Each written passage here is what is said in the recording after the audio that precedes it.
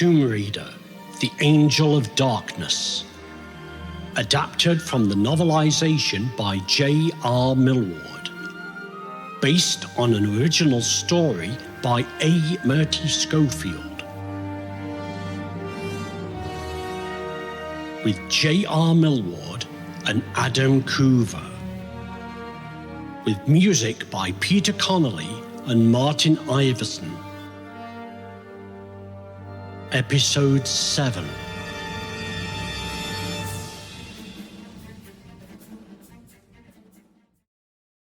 I lost track of time. There have been many instances when such a thing has happened to me, deep in the bowels of some temple or other. Isolated from external cues, we can adopt some very strange biological rhythms indeed.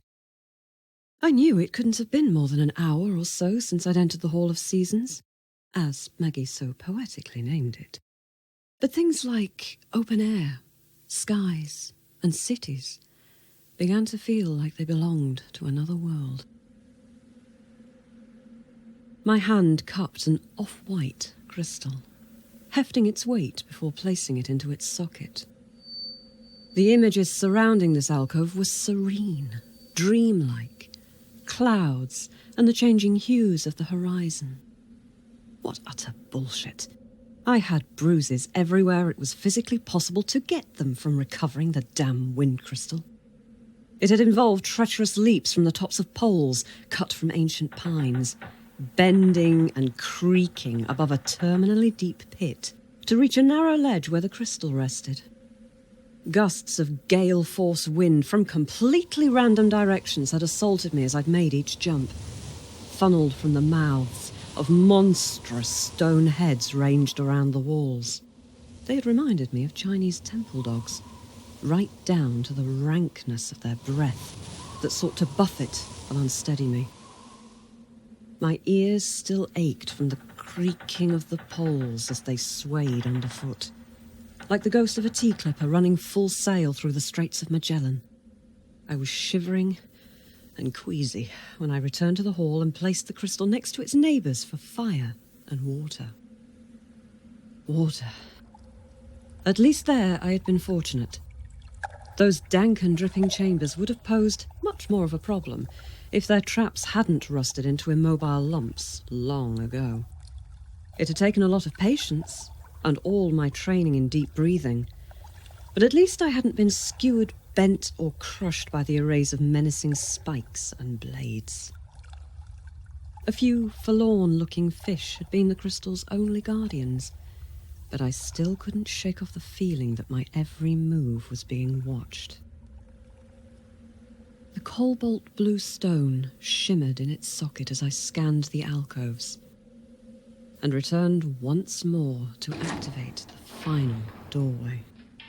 My clothes had mostly dried out after my sojourn in the wind room, but my boots squelched with every step. Earth. Can't be any worse than fire, can it? I wish you hadn't said that. Every bloody time you jinx it by saying, it can't get any worse. You can practically guarantee it. Enough whining. I know what I'm doing. Anyway, this is the last one. The painting can't be far away now.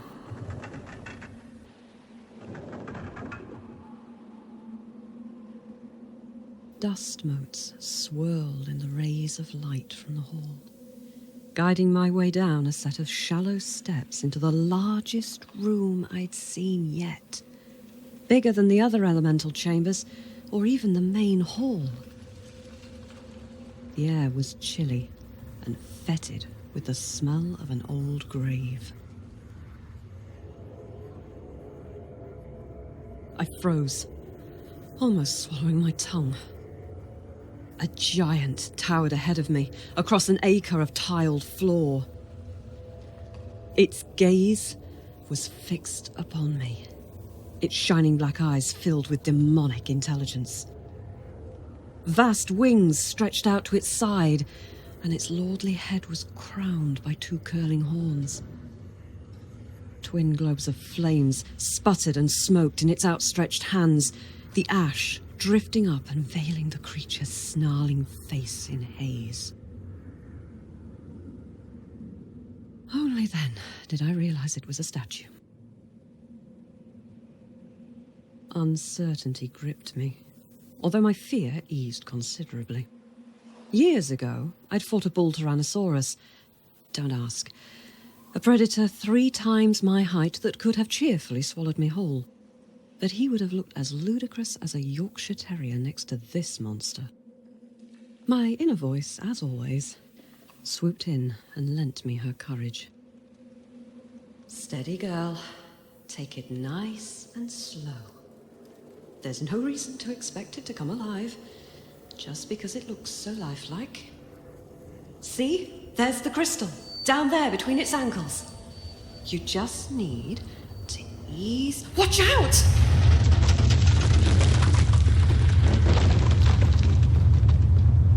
A tremendous barrage shook the chamber. Louder than several express trains colliding. I was knocked over, unable to keep my balance as the floor suddenly bucked like an angry horse. The tiles seemed to ripple, disintegrating before my eyes. Great sections collapsed, tumbling down and smashing against each other with terrifying violence. Holding onto the steps for dear life, I watched in horror as the statue shuddered and broke apart under the strain. The fires tumbled from its hands and were extinguished, its body shattering into car-sized pieces until at last the great head itself toppled off the shoulders and crashed through the floor. Almost as quickly as they had begun, the tremors ceased.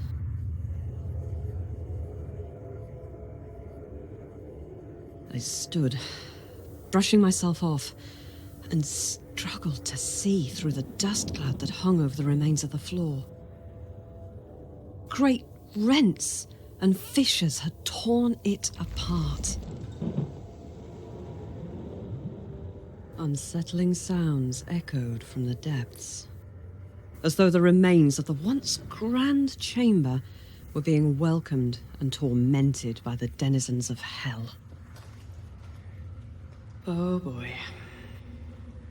See? I told you. But oh no, you had to open your big mouth. Oh, shut up. Okay, you're my subconscious. Okay, you sometimes make very valid points. But right now I need to concentrate. And that means giving me space, right? Hey, you're not actually going to... You're the one who gives my heroism a kick up the arse. Watch me. Truth be told, I was counting on bravura more than actual confidence. There have been many times when I've acted spontaneously and with more than a fair share of recklessness, despite the fact that inwardly I might be trembling in my boots. The gaping abyss held plenty of terrors for me. Memories of being buried alive aren't something a woman can brush idly away. But if I didn't face them now, then when? I landed exactly where I'd intended to, but had barely enough time to think as the stone beneath my feet shuddered and began falling. Adrenaline coursed through me, lending me supercharged strength to leap to safety. My perception sharpened, judging distance perfectly. I felt my brain buzz as white-hot reflexes seared through muscle and sinew, dodging tumbling rocks and vaulting across gaping pits with ease. There was no time to analyze, no time to be cautious and rational. This was the other side of my exploits I had always loved. The daring, the adventure, the hair's breadth roller coaster with death snapping at my heels. I was laughing as I made the last jump, confident in the knowledge I had finally reunited with my true self. And missed.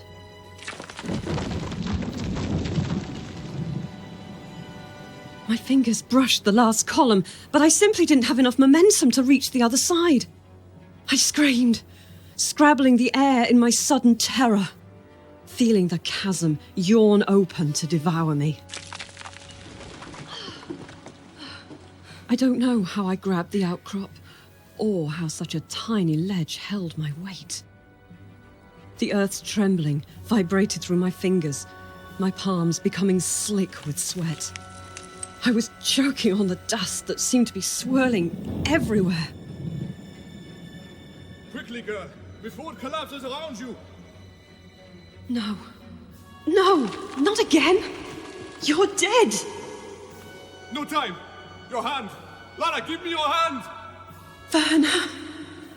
You can't be here! I saw you kill! What are you doing here? I can pull you to safety! You're not real! You can't be real!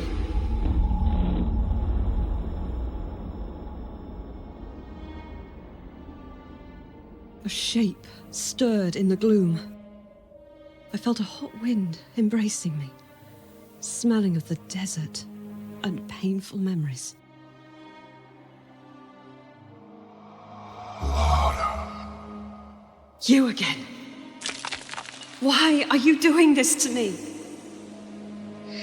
Surely even you can see you are doing it to yourself.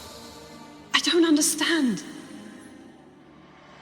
Dear Lara, after all you've seen and done, are you still going to let this hold you back?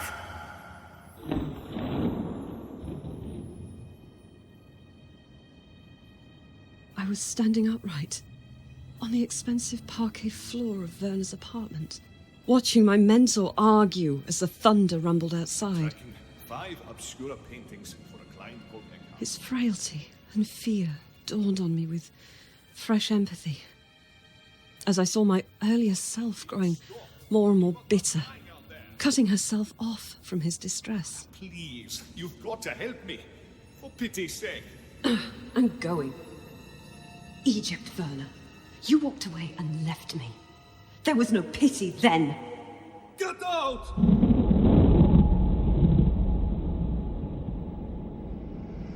You wouldn't have come to Paris at all if you hadn't begun to forgive him.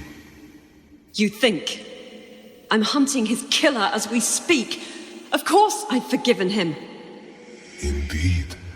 But have you thought about whether your motives are pure? Why are you so concerned? Because you might not realize when your desire for justice turns into need for revenge. You may choose either, but vengeance will not help you to forgive Von Croy for abandoning you. How will I know the difference? You will know.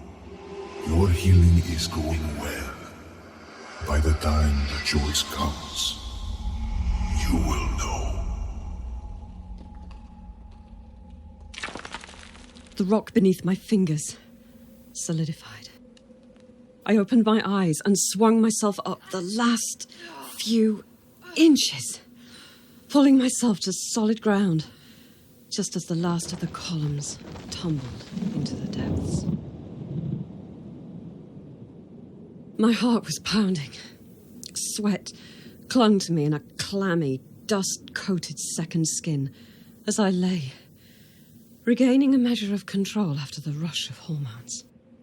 My water bottle brought welcome relief as I swilled the dust from my mouth and drank gratefully, wondering if it was godly prerogative to pester people only during life-or-death struggles. Perhaps my desire for closure had been too eager, too soon. The similarity between this place and my near-death experience back in Egypt were too close for my unconscious mind to ignore. I just had to hope he was right. The earth crystal shone with sickly green foxfire and seemed to pulse like a beating heart as I plucked it from its resting place. I hadn't bothered to wonder until now how I would get back to the hall across the now enormous pit. But as soon as I tucked the stone inside my backpack, the choice was made for me.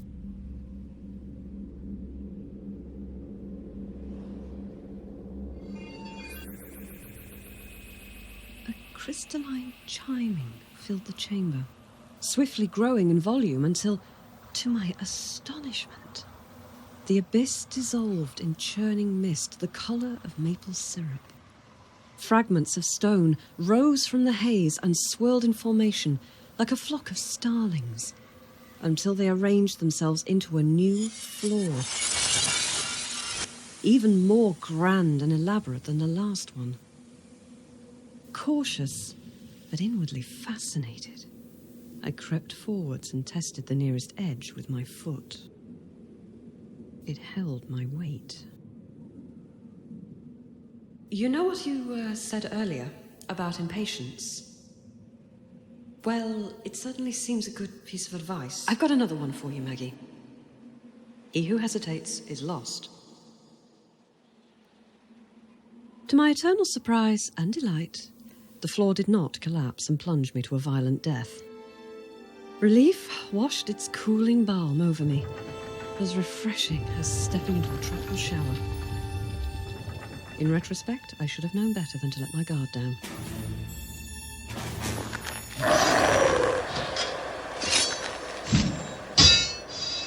An assemblage of bones and rusted armour stood on guard before me, the very collection I had demolished earlier with the door. It staggered as I pushed past, its headless body searching for the source of the noise. The broadsword raised sparks as it scraped along the ground, and its owner turned, rising for another swipe. It had almost decapitated me with that first swing, but this time I was ready.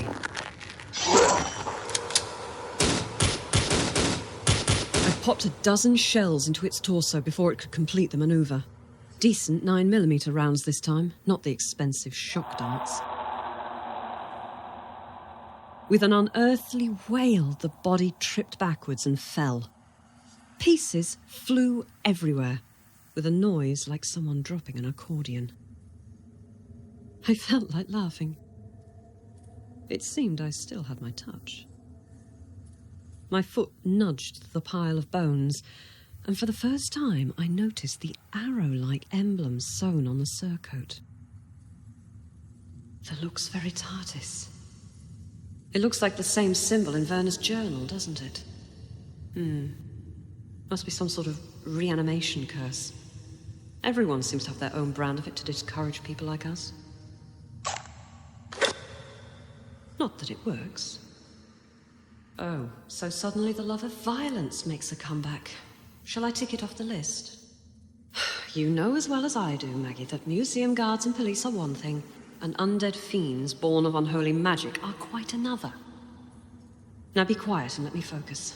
We both know these places like to spring traps at the smallest provocation.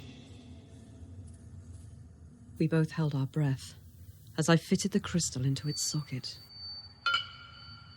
The greenish glow flared like a winking eye. Do you feel something? The tremors began through the soles of my feet, a vibration as distant as a laden truck passing the other side of the street. A clanking sound echoed up from somewhere beneath the floor, as though ancient machinery was groaning painfully into life. Clockwork and hydraulics, heavy with rust and the neglect of centuries. Dust drifted down from the ceiling, coating my shoulders and upraised eyelashes. Lamps swayed fitfully, throwing ghoulish shadows across the walls. Transfixed, I could only watch as those exquisite tableaux of gemstones and loving artistry set into the floor began to rise. Each panel crept upwards on columns, higher and higher, driven ceilingward by hidden ingenuity and engineer's cunning. Then, just as smoothly, they descended, each pillar appearing to bow to its neighbours, before coming to a hovering pause around my eye level and beginning their stately journey once more. The floor was a staircase, one that only the most intrepid or foolhardy, would dare to climb. At the very top of the chamber, at the dome's zenith, was an opening I had not noticed before. It was an oculus, a circular skylight, common in classical architecture from the 1500s onwards. Some forgotten disaster had claimed the upper balcony and sheared off a section of architecture the size of a double-decker bus. One torchlight shone through the hole, beckoning, tempting. So, I guess the painting has got to be up there somewhere. Oh well, onwards and upwards. It wasn't hard to haul myself onto the lowest pillar. It seemed to float, adjusting to my added weight, and then began rising again. I kept my centre of gravity low, taking care not to slip on the onyx and jade tableau of Scorpio, its tail poised to strike. Patiently, I waited for the next pillar to drop into range, then the next, and the next. Sagittarius, Taurus, Gemini. Works that any Renaissance craftsman would have been privileged to create, and even more distraught to see me trampling all over. At last, the pillar's journey terminated within reach of the great iron chandelier. Without hesitation, I stepped lightly up and threw my arms out for balance. Heat frazzled my senses as I picked my way across the tallow-encrusted metal until, with considerable relief, I could vault over the low balustrade and onto the balcony. It was Maggie who saved my sight. The wall exploded. Chips of marble sliced my upraised forearms. My unconscious had instinctively thrown them up to cover my eyes before I even registered what was happening. Half blinded by dust, I stumbled to avoid chunks of stone the size of my body. Coughing, I scooted backwards on my backside, training my guns on the shambling figure that had broken free of its entombment. It spotted me, hissed a challenge, and swung its greatsword at my unprotected flank. I hate being made to feel unwelcome. Howling a war cry of my own, I lashed out and shattered its kneecaps with an awkward kick. Rotting teeth and stinking chain mail toppled forwards, descending with a furious gargle to crush me. At the last moment, I rolled to one side, emptying my guns through the slit in its helm. Scrambling, I leapt to my feet, not waiting for it to rise. The thing clawed at my retreating footsteps as the Lux Veritatis arrow emblem flapped on its torn circlet. Persistent bugger, aren't you? I reloaded with grim intent, backing away to safety. Or so I thought.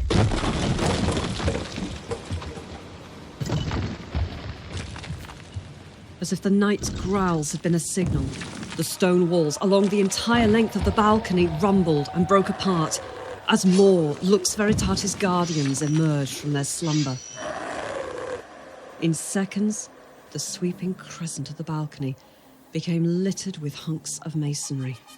A choking cloud of dust reduced the approaching figures to little more than shadows and baleful, glowing eyes. There were no more stairs, no doorways. I was cornered. Damn it. Any ideas? They don't seem to notice being shot at. So I can see. The guardian with the broken legs and bullet-ridden skull emerged from the gloom. Its splintered bones reattached any which way. Its steps were faltering, but nothing less than pure, implacable hatred powered its movements. In a heartbeat, the other knights drew their swords in unison and took up the cry. A sound that would have emptied the bladders of lesser men. Bringing back the dead isn't difficult. I've encountered the practice several times in one form or another. But preserving a body's purpose and will is another matter entirely. Whatever power was being employed by the Lux Veritatis, it was pretty high-quality stuff. Only in Egypt and a handful of Chinese tombs had I seen reanimated corpses with such initiative and persistence. My thoughts automatically seized on the lump of C4 still in my backpack. But I doubted even that would slow them all down for long. My back thudded against the wall. The crossbow dug into my shoulder blades and I unslung it, ready to wield it like a club. Fighting isn't an option. They're going to pick you off if you stay here. Climb! Climb! Cursing, I reslung the crossbow and scanned for a route up the almost sheer surface. The handholds were crumbling and spaced too far apart for comfort. But I wasn't about to argue. I'd barely hoisted myself up when the nearest corpse reached me. The tiled wall yielded to his rusting sword as easily as butter, his swing missing me by millimeters. Higher and higher I climbed, my spine arching as I traversed the curving face of the dome. More than once, my handholds gave way, dissolving into grit that stung my eyes. Gravity increased with brutal efficiency, tugging at my burning shoulders. The crossbow thumped against my backside with every motion, and the added weight made me sweat. Why had I thought it would be a good idea to bring it along? At last, impossibly, I dragged my aching body through the oculus and rolled onto stone.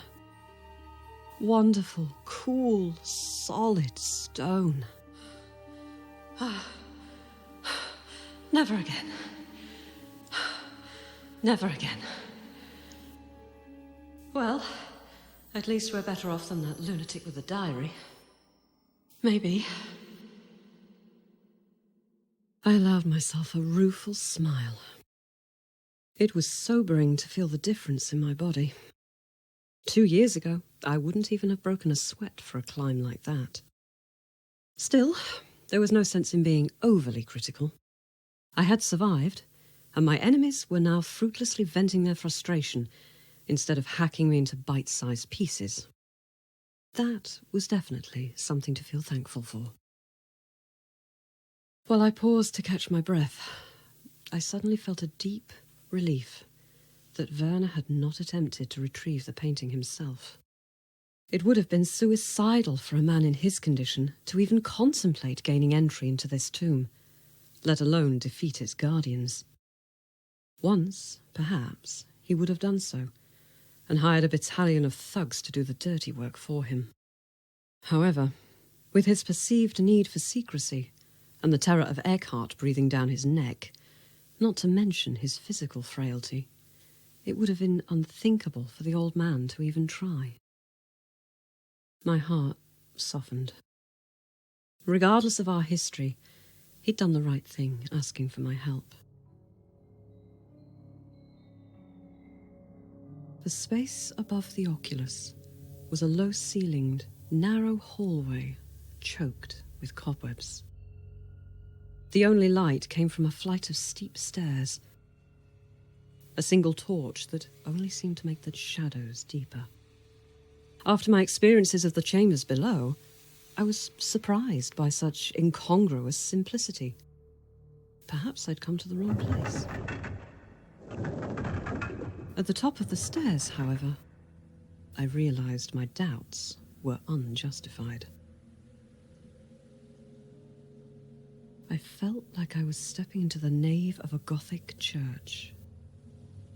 Bronze braziers sat between stout granite pillars and gave off a cloying smoke that crept over the bowls to trickle down across the floor like sluggish ghosts. Their ruddy glow did not extend very far, and the ceiling was lost in vaulted, inky darkness. A monk, carved from black basalt, stood directly facing the door, his hands proffering a fantastically polished marble plaque like a herald displaying his lord's emblem at a tournament. 4 more identical statues stood at intervals around the room, their impassive faces turned to the walls as though watchful for intruders. My eyes narrowed. In the centre of the choking haze, on a raised dais, stood 6 more statues upon whose shoulders rested a sarcophagus. All were chiselled from more of the coal-black stone, except for the marble skulls in place of the pallbearers' faces. Perhaps the most striking feature of the room, however, was the trench of smouldering embers that encircled the entire dais. It cut across the floor like a crack in lava, subtly threatening a boundary that should not be crossed. The glow of firelight made the statues' eye sockets seem to flicker, and lipless smiles stretch into hellish grins. There was no sign of the painting anywhere. As I have already mentioned, impatience is not a virtue in my line of work. The trick is to examine every detail, not to jump to conclusions based on just a cursory examination. I've lost count of the number of archaeological sites that others have visited and dismissed as worthless, only for me to come along and point out the hidden meanings staring them in the face. A hairline crack can be a door, a pebble out of place can mark a tripwire, or a riddle of broken hieroglyphs can warn you not to feed the crocodiles. No joke, those ancient Egyptians had a twisted sense of humour. With all this in mind, it will come as no surprise that I entered with the utmost caution.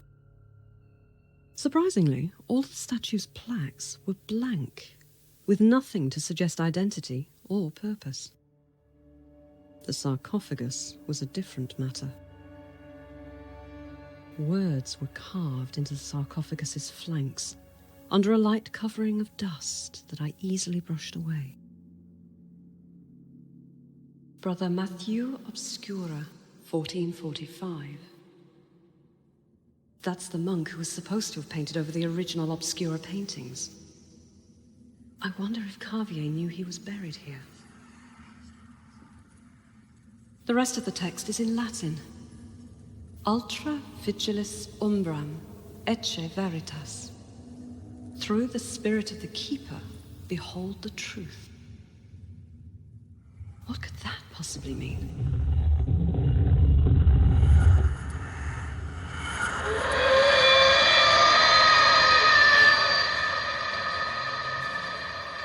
My vision exploded in scarlet, fractured agony. I was shoved back, cracking my skull on stone.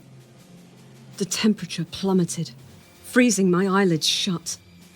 The air in my lungs crystallized with sickening speed, as though I'd swallowed broken glass. For a hideous moment, I was back, under the pyramid, lost under crushing darkness, helpless and broken, about to die.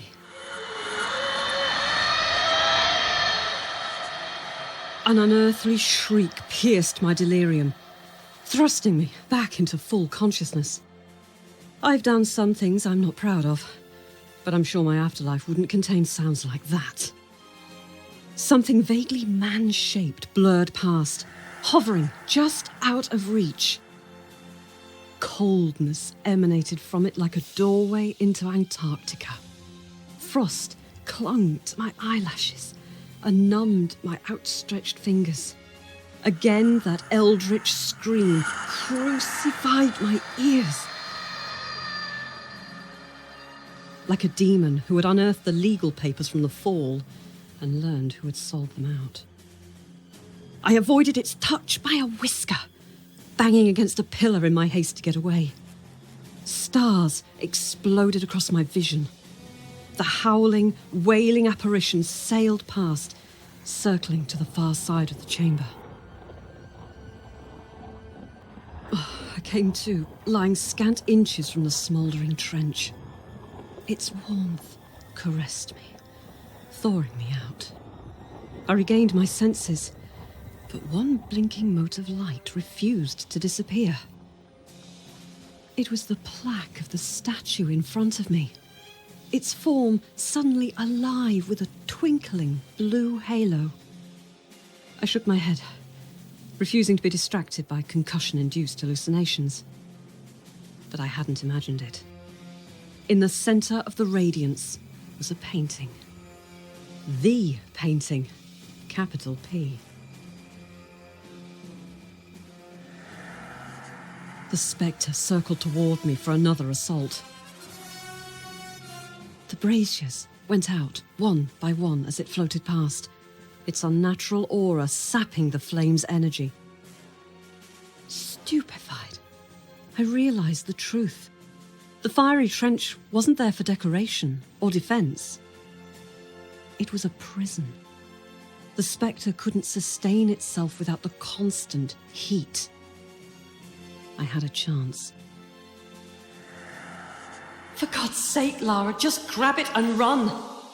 Discretion and valor? The ghost hovered, choosing its moment. Its tattered robes flapped in disturbing patterns, as though blown by winds not of this earth. I tried to predict its motion, but there was nothing remotely human about its movements. Its eyes were like burn holes in the fabric of reality. I made the mistake of meeting its gaze, and had my second epiphany in less than a minute. Memory overwhelmed me, scored deep with teenage emotions. The sour, sweet smell of mold and mildew.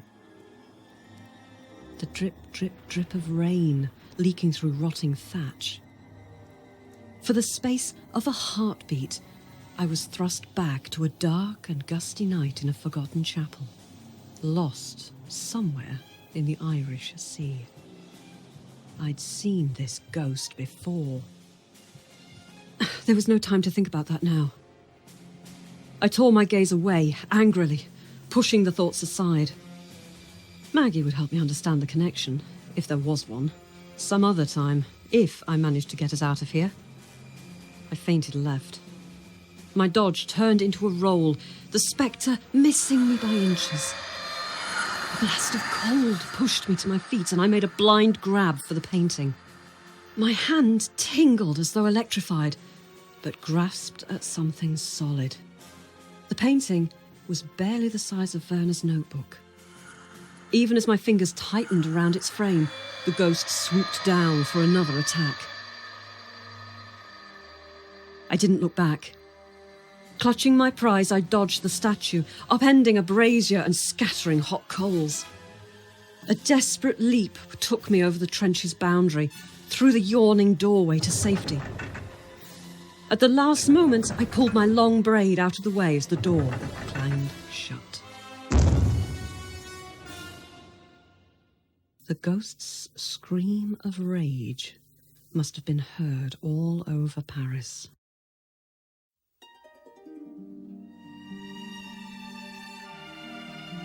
In episode 7 of Tomb Raider, The Angel of Darkness, Lara Croft was played by J.R. Milward. Horus and Professor von Croy were played by Adamm Khuevrr.